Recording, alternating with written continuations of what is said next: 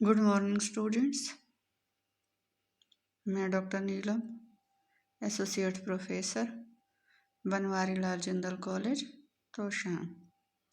आज का हमारा टॉपिक बीए थर्ड ईयर के स्टूडेंट्स के लिए है राजनीतिक दलों के कार्य। राजनीतिक दलों का अस्तित्व लोकतंत्र में होता है। लोकतंत्र कैसी शासन प्रणाली है? इसमें जनता का जनता के लिए जनता द्वारा शासन होता है। लोकतंत्र शब्द, इसमें दो शब्द हैं, लोक प्लस तंत्र। लोक का अर्थ जनता और तंत्र का अर्थ शासन, माने जनता का शासन। लोकतंत्र मुख्य रूप से दो सिद्धांतों पर आधारित है। पहला सिद्धांत है कि जो प्रभुसत्ता है वो समस्त जनता के पास है, माने जो शासन संबंधी अंतिम शक्ति है वो जनता में निहित है। और लोगों के शासन का क्या अर्थ है? बहुमत का शासन। अब इन दोनों सिद्धांतों के पीछे ही लोकतंत्र के लिए राजनीतिक दलों की अनिवार्यता छुपी हुई है। राजनीतिक दलों के बिना जनता की प्रभुसत्ता का निर्णय नहीं हो सकता, ना ही बहुमत का राज्य स्थापित हो सकता है।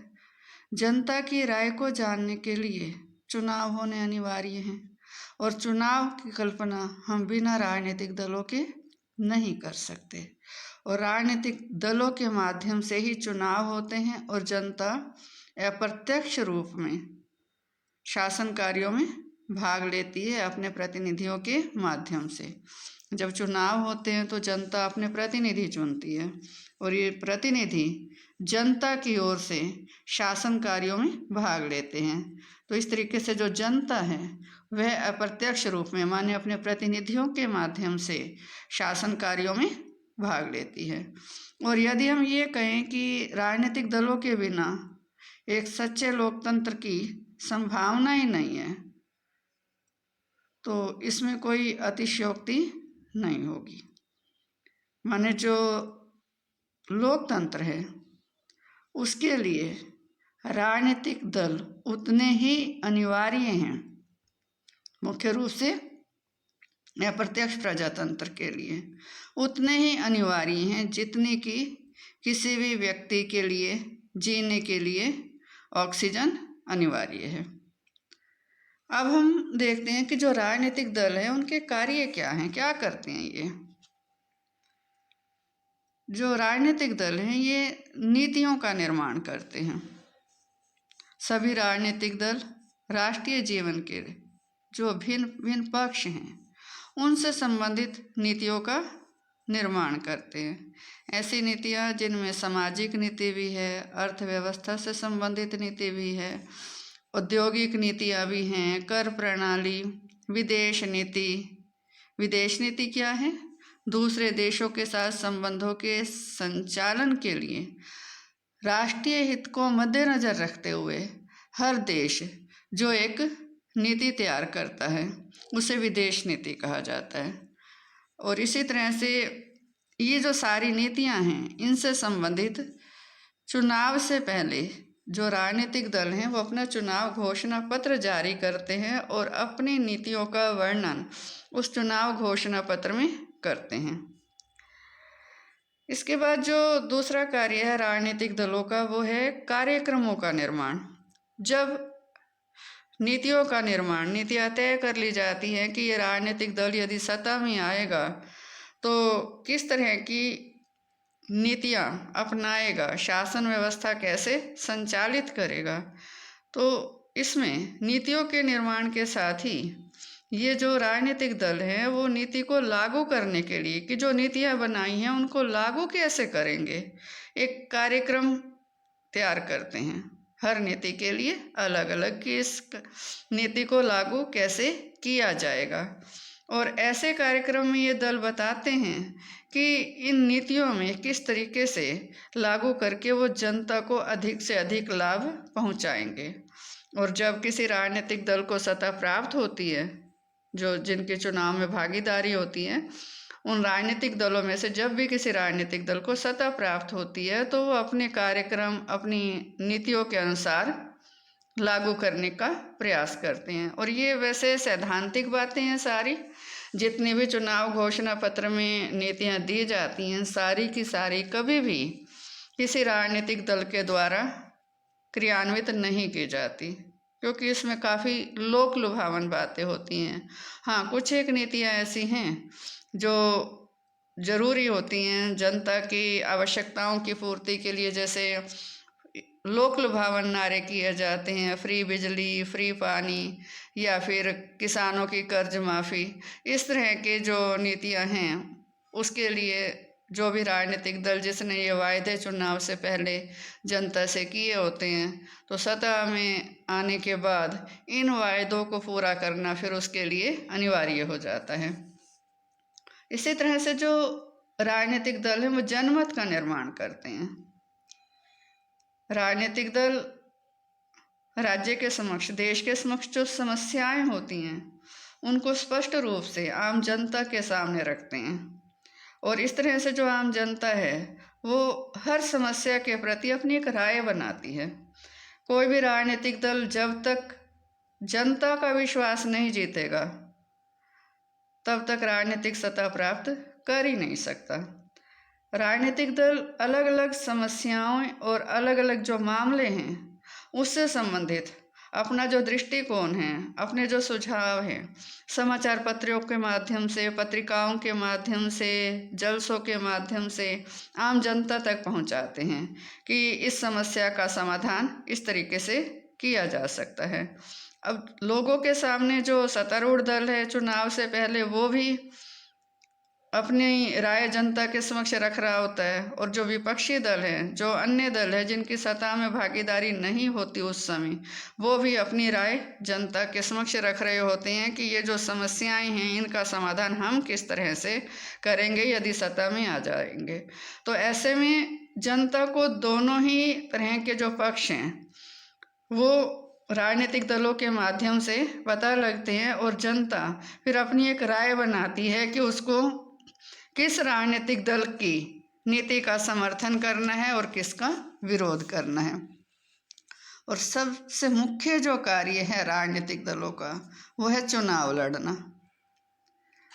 जो राजनीतिक दल हैं सैद्धांतिक रूप से यदि हम देखें तो हर राजनीतिक दल सत्ता प्राप्ति के लिए ही संघर्ष करता है, सत्ता प्राप्ति के लिए ही अस्तित्व में आता है और निरंतर सत्ता प्राप्ति के लिए प्रयासरत रहता है। और ऐसे में जो राजनीतिक दल हैं उनका सबसे पहला ये कर्तव्य होता है कि वो अपने दल का जो टिकट है वो योग्य और बुद्धिमान उम्मीदवारों को दे, ऐसे प्रत्याशी चुने जो देश हित के लिए और समाज हित के लिए अच्छा कार्य कर सके। और जब प्रत्याशियों का चुनाव हो जाए तो उसके पश्चात जो राजनीतिक दल हैं वो अपना चुनाव अभियान, चुनाव प्रचार शुरू करते हैं। और ये जो चुनाव प्रचार है ये एक ऐसा साधन है जिसमें राजनीतिक दल जनता को अपने पक्ष में करने का प्रयास करती हैं। इसमें समाचार पत्रों के माध्यम से, पत्रिकाओं के माध्यम से अपने विचार वो जनता के समक्ष प्रस्तुत करते हैं, और प्रत्याशी घर घर जाते हैं, वोटों की मांग करते हैं जनता से, क्योंकि हर जो राजनीतिक दल है उसका उद्देश्य होता है उसको अधिक से अधिक वोट और अधिक से अधिक स्थान प्राप्त हों, माने जो विधान पालिका है उसमें उसको बहुमत प्राप्त हो। और इसके बाद जो नेक्स्ट जो कार्य है राजनीतिक दलों का वह है सरकार बनाना।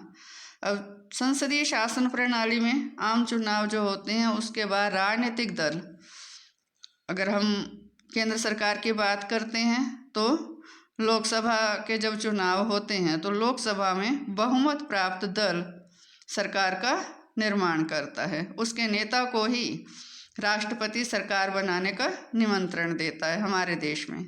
और हम इंग्लैंड की बात करते हैं तो कॉमन सदन के जो चुनाव होते हैं उसके बाद कॉमन सदन में बहुमत प्राप्त दल को बहुमत प्राप्त दल का जो नेता है उसके मुखिया को सम्राट, इस समय जो सम्राज्ञी है एलिजाबेथ द्वितीय, सम्राट सरकार बनाने के लिए आमंत्रित करता है। तो ऐसे में ये जो बहुमत प्राप्त दल है इसी के ही मंत्री बनाए जाते हैं, वो भी सभी लोकसभा के सदस्य होते हैं। अगर हम भारत की बात करते हैं तो लोकसभा के, और इंग्लैंड की बात करते हैं तो कॉमन सदन के सदस्य होते हैं। भारत में सदस्य राज्यसभा में से भी लिए जा सकते हैं, लेकिन वो होने उसी सत्तारूढ़ दल के ही चाहिए। और इसी तरह से ही राजनीतिक दल, अब ये जिस राजनीतिक दल को स्पष्ट बहुमत प्राप्त हुआ उसने तो सरकार बनाई, और अन्य जो व्यक्ति, जो उम्मीदवार चुनाव जीते लेकिन उनके राजनीतिक दल को बहुमत प्राप्त नहीं हुआ, वो चाहे एक राजनीतिक दल है या अनेक राजनीतिक दल हैं, वो विपक्षी दल की भूमिका निभाते हैं। माने सदन में वो विपक्ष के रूप में अपना कार्य करते हैं। और किसी भी लोकतंत्र की सफलता के लिए एक शक्तिशाली विपक्षी दल का होना अति आवश्यक है, क्योंकि यदि विपक्ष कमज़ोर होगा तो जो सत्तारूढ़ दल है वो स्वेच्छाचारी हो जाएगा, निरंकुश हो जाएगा, मनमाने तरीके से कार्य करेगा। और ऐसे में सरकार की नीतियों की जो आलोचना है वो जो एक सशक्त विपक्ष कर सकता है वो सही तरीके से नहीं हो पाएगी। अब इसमें विपक्षी दल की भूमिका की जब हम बात करते हैं तो हमारे देश में जो विपक्षी दल है वो सरकार की आलोचना करते हैं केवल आलोचना करने के लिए। और जब हम यही विपक्षी दल की भूमिका की बात इंग्लैंड के संदर्भ में करते हैं तो इंग्लैंड में जो विपक्षी दल है उसकी जो आलोचना होती है वो रचनात्मक होती है, उसमें जनता का हित निहित होता है, और वो सरकार को उस आलोचना में ऐसे सुझाव भी देते हैं सत्तारूढ़ दल को कि जिससे जो सत्तारूढ़ दल है अपनी नीतियों में कुछ परिवर्तन करें। इसी तरह से जो राजनीतिक दल हैं इनका एक मुख्य कार्य ये भी होता है कि वो अपने दल के सदस्यों में अनुशासन स्थिर रखें। यदि दल के सदस्यों में अनुशासन नहीं होगा तो फिर वो राजनीतिक दल कभी भी बिखरता रहेगा। कोई सदस्य कुछ बोलता रहेगा जनता के सामने, मीडिया के सामने, दूसरा जो सदस्य है राजनीतिक दल का वो कुछ और कहता रहेगा। तो ऐसे में ना तो जनता को राजनीतिक दल के विचारों का सही ज्ञान हो पाएगा, ना सही जनता उनके ज्ञान जो विचार हैं उनको समझ पाएगी, और ऐसे में जो राजनीतिक दल है उसमें भी एक बिखराव की जो स्थिति होती है वो महसूस होगी। तो ऐसे में जो हर राजनीतिक दल है अपने सदस्यों को अनुशासन में रखने के लिए कुछ दंड के प्रावधान भी करता है कि जैसे यदि किसी भी राजनीतिक दल का कोई भी सदस्य दल की नीतियों के विरुद्ध प्रचार करता है या ऐसे कार्य करता है जिससे दल का अनुशासन भंग होता है, तो ऐसे में उस सदस्य की जो राजनीतिक दल की सदस्यता है वो समाप्त भी की जा सकती है। इसी तरह से ही जो राजनीतिक दल हैं वो अपने विहिप, निर्देशक कहा जाता है इनको, वो रखते हैं। जब सदन में किसी भी महत्वपूर्ण विषय पर मतदान होता है तो ये जो निर्देशक हैं ये अपने दल के प्रत्येक सदस्य को ये बताते हैं कि सदन में मतदान के समय राजनीतिक दल की क्या रणनीति तय की गई है और उनको उसी के अनुरूप ही अपना कार्य करना है। और इसी तरह से जो राजनीतिक दल हैं वो लोगों को राजनीतिक शिक्षा भी देते हैं। ये जो सत्तारूढ़ दल है वो देश की समस्याओं को अपने तरीके से रखता है और उनके समाधान भी जनता के समक्ष अपने तरीके से रखता है, और विपक्षी दल सरकार की आलोचना करता है और उन समस्याओं का अपने तरीके से समाधान प्रस्तुत करता है कि इस तरीके से इनका समाधान होना चाहिए। तो ऐसे में जनता को तस्वीर के दोनों रुख पता चलते रहते हैं। सरकार अपनी नीतियों की प्रशंसा कर रही है, विपक्षी दल उनकी आलोचना कर रहे हैं, और जनता राजनीतिक रूप से शिक्षित होती रहती है। और ऐसे में जो संसदीय शासन प्रणाली है। इसमें तो विधानपालिका और कार्यपालिका में घनिष्ठ संबंध होता है। तो जो कार्यपालिका के सदस्य हैं वो विधानपालिका के सदस्यों में से ही लिए जाते हैं, लेकिन अध्यक्षात्मक शासन प्रणाली में विधानपालिका और कार्यपालिका में कोई संबंध नहीं होता। और ऐसे में जो राजनीतिक दल हैं वो इन दोनों में, विधानपालिका और कार्यपालिका में कड़ी का काम करते हैं। जैसे अमेरिका में जो मंत्रिमंडल के सदस्य हैं वो विधानपालिका में से नहीं लिए जाते। कार्यपालिका अध्यक्ष, राष्ट्रपति, वो भी विधानपालिका का सदस्य नहीं होता, उसका अलग से चुनाव होता है।